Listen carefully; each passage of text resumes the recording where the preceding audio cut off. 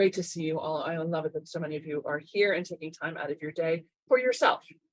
This isn't time for me, this is time for you. And I want to talk to you about something a little unusual, which is the success that I've had. You may not know that it is very rare for a solopreneur business to get above six figures and well into the mid six figures. It's shockingly rare, actually. I'm not sure why other small businesses do it. If I weren't able to bring in the amount of money that I bring in, and granted, not all that money comes to me, not by a long shot, but it goes out to my team and to support my team and to support you guys. But not many small businesses hit this level of financial success. Not many women-owned small businesses hit this level of financial success, which is another conversation. Not this many women-owned small businesses hit this level of financial success for this long. I've been doing this full-time since 2009, and I've been able to support me and my team, my family, and you all doing only the work I love to do for all these years. Next year is the 10th anniversary of the Get It Done book, right? That book has also, cumulatively, my books that are traditionally published have sold almost 50,000 copies. Very rare. I've got almost 1 million LinkedIn learners. People watching my courses on LinkedIn Learning. Almost 1 million. That's a big number. And I don't have any training in business. I don't have any training in marketing. I don't have any training in writing, for that matter. So I want to sort of open this up for you a little bit, because it kind of happened again this last week. Here's something to know about communicating. If you want someone to do something, if you want someone to do the dishes, if you want someone to propose to you, if you want someone to do business with you, you need to be talking to the right person at the right time and making them the right offer. I made a very elaborate PowerPoint presentation for you. Right person, right timing, right offer. If you make the right offer to the right person, but it's not the right time, they're not going to buy. If you make the right offer at the right time, but to the wrong person, they're not going to buy. So this is interesting. Somebody's chimed in. Congratulations on your financial success. Thank you. And you can tell I don't have a super fancy life or anything, but I can support myself. Do what you love and the money will come. You know what? I so wish that was true. That's very close. And it's a very common phrase. You're not wrong for thinking it.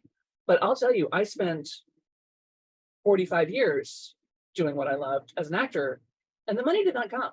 I was great at it. Everybody said I was great at it, but I did not make a living at it. I'm sure a lot of you have had the same experience. And why? Because those three things didn't line up. If you are having trouble getting people to do things, if you are having trouble succeeding in whatever way it is you would like to succeed, it may be that you have not quite hit this little sweet spot right here, right?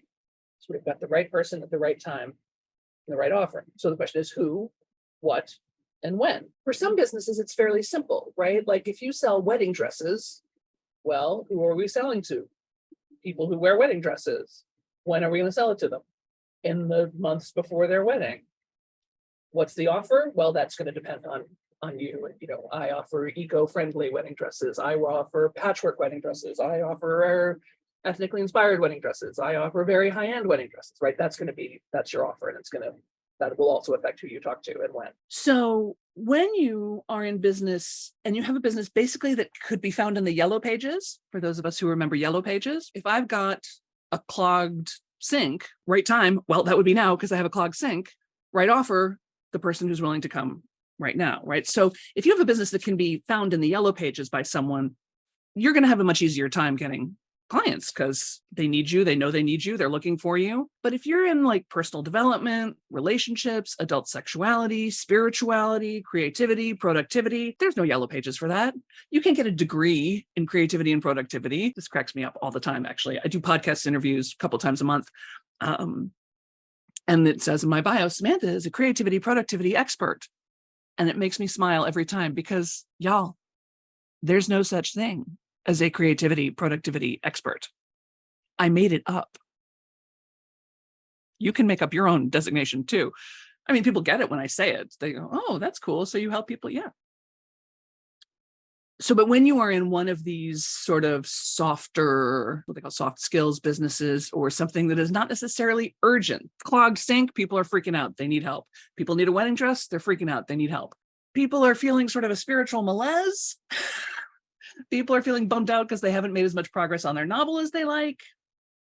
Not so much with the urgency, right? With the right timing. How do I magically get people to this spot How do I find the right person at the right time and make them the right offer?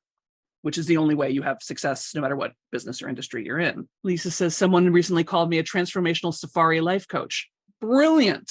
I love that for you, Lisa. That's exactly right. I found out this secret to success kind of inadvertently. It was 2009. I had just started working on my business full time. I had been teaching the Get It Done workshop like occasionally once or twice a year, gosh, like since 2001 or so. But I had just said in early 2009, I usually don't tell this part of the story. The reason I decided to shift my focus away from acting towards this little business of mine was because I needed money for fertility treatments. I ended up not ever getting pregnant, but I did have a business. So there you go. Life is funny that way. I had just started and so I was accepting every speaking opportunity, every time I could get in front of people, in front of a group to talk to them about their creativity and productivity, about their personal branding, about their work. I did.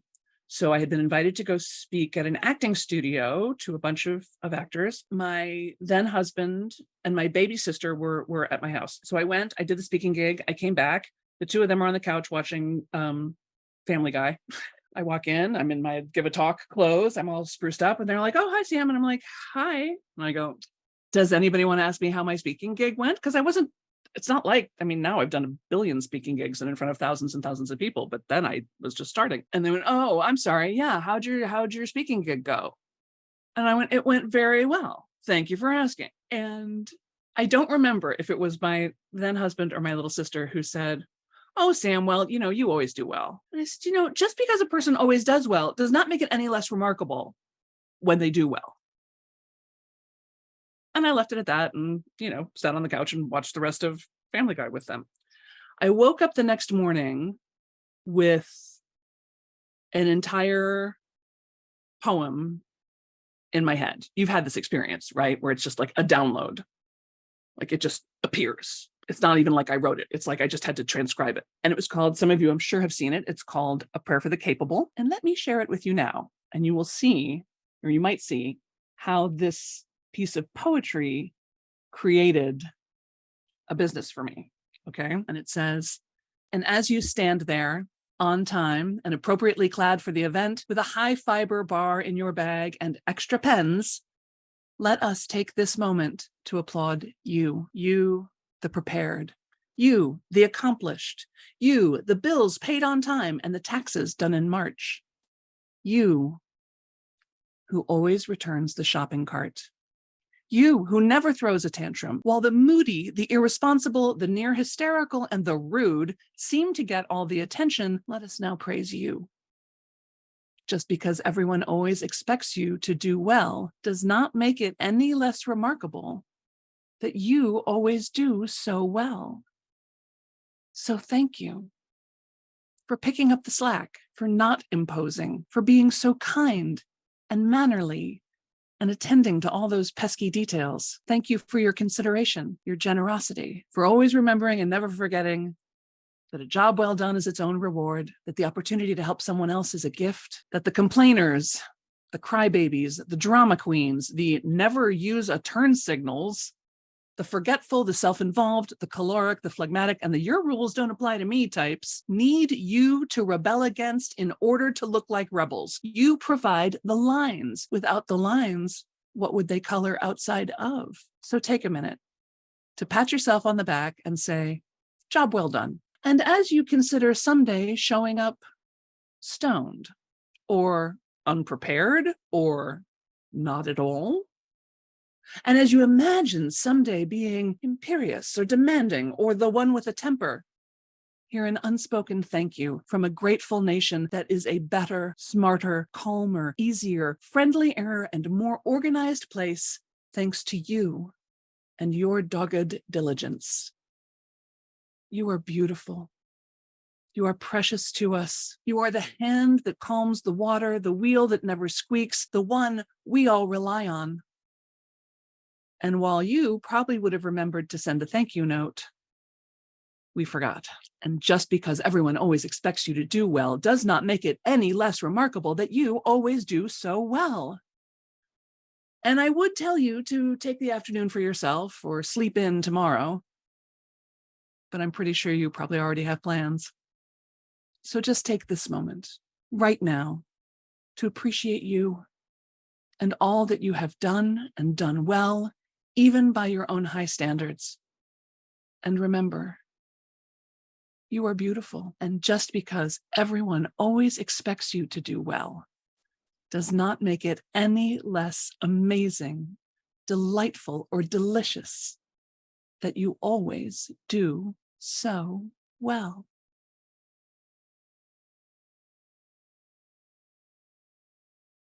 I sent that poem out. Like I said, it just sort of came to me and got downloaded. And I sent it out to just a few friends that I thought might get a kick out of it. And they were incredibly enthusiastic. And I had just started building my email list. I had maybe a couple of hundred people on there. So I sent it out to them. And I got this avalanche of email back. Oh my gosh, this is amazing. Thank you so much. I feel so seen. I feel so heard. Now, I didn't know this. This is something I did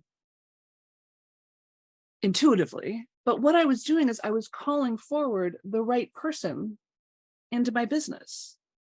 I love working with people who take their work seriously, who are kind of perfectionists, who are the kind of people that everybody else relies on, that maybe don't take enough time for themselves and their own creative work. I've had a couple of histrionics. I've had a couple of selfish people. I've had a couple of crybabies over time, but mostly not really. Most of my people show up on time, pens clicked, ready to go, like you guys here now. Right timing, that poem moves them into right timing. That poem moves people from, oh my gosh, my day-to-day, to, hey, that's right, I matter. Hey, that's right, I give a lot to the world.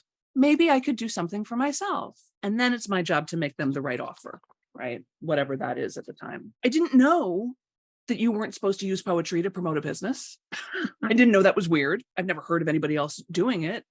But it's great. What I want to share with you is you certainly don't have to write a poem, but you do need to share the truth of your singularity of vision. What is the world you want to live in? What are you trying to create inside of your family? Because if you think you don't do sales, try to get a teenager to clean their room. If you think you don't do sales, try to get your spouse to run that errand for you or clean up the backyard or whatever it is. Believe me, you do sales. You suss it out. When's a good time for me to ask? Oh, here's a moment. Honey, could you? Right? So whatever your singularity of vision is, the world you want to create. And to give you some examples, like I think about Billie Eilish and her brother and the way they've gone from just making tunes in their bedroom in the San Fernando Valley of California, not far from where I lived in LA, to being, some of the biggest pop stars on the planet. I think about Barbie, right? The Barbie movie, Barbie, Greta Gerwig, amazing, right? That film is on track. First of all, it is already Warner Brothers' highest grossing domestic film ever. Bigger than The Dark Knight, bigger than Batman, baby. And it's about, they're projecting $1.3 billion worldwide. It's about to be one of the highest grossing movies ever of all time. Singularity of vision. And somehow this deeply personal vision translates to worldwide success. Tom's shoes, right? Remember those shoes that buy a pair and give a pair? A real singularity of vision. He's not trying to sell shoes to everybody. He's trying to sell shoes to people who want to wear cute shoes and do good in the world. Turns out that's that right person. Finding that right person and calling them forward with your language, with your images, with your colors, with your voice. Starbucks. If you're interested in corporations, I really recommend, there's 2 books written by Howard Schultz about the development of Starbucks, and it's fascinating. But he started because he had been to these little espresso bars in Italy and wanted to create a similar experience in America. There was no such thing as a coffee bar in America. There was diner coffee. And that's why they didn't serve food for so long. It's because he didn't want the smell of the food to interfere with the smell of the coffee. It is possible to build a global brand on one idea, but you have to be sharing the truth of who you are, not what you think they want, but what you know the world needs. And whether you do that with your art or your writing or your compliments that you give people or the service that you provide or the way you host a dinner party, when you are sharing the truth of who you are and what you do, you become indelible, not just memorable, but indelible. And your success not just becomes assured, but inevitable, because you can't not be talking to the right people. Now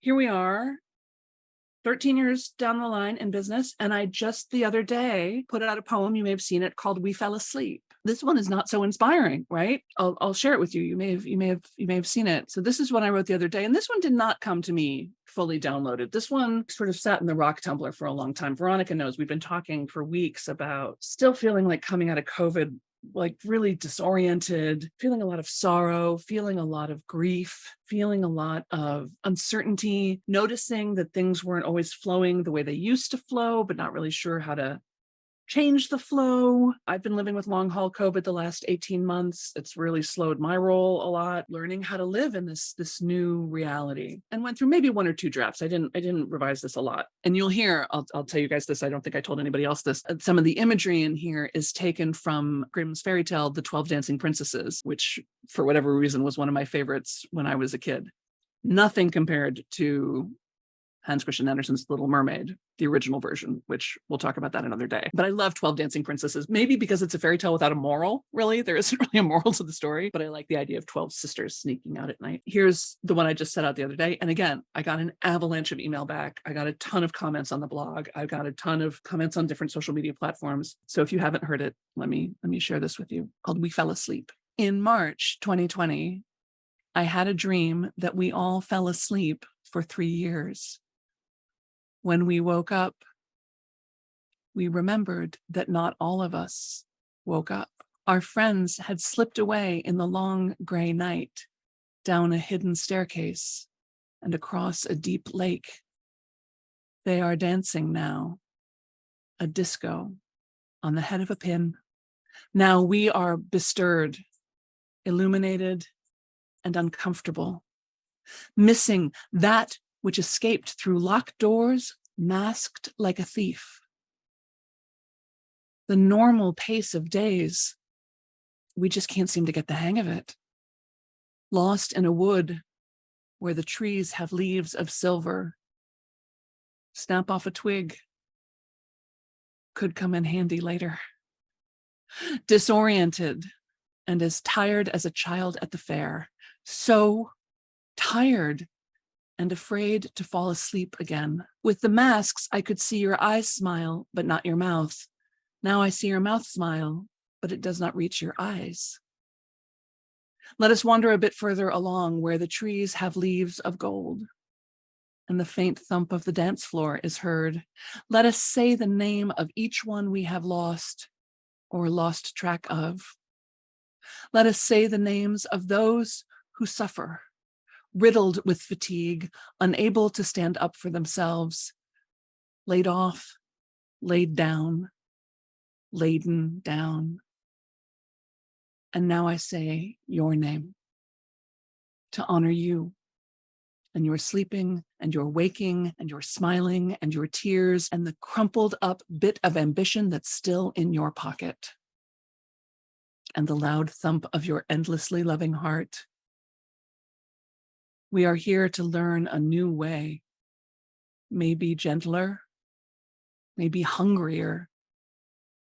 We'll travel together to where the trees sparkle with diamonds, and we will wear out our dancing shoes.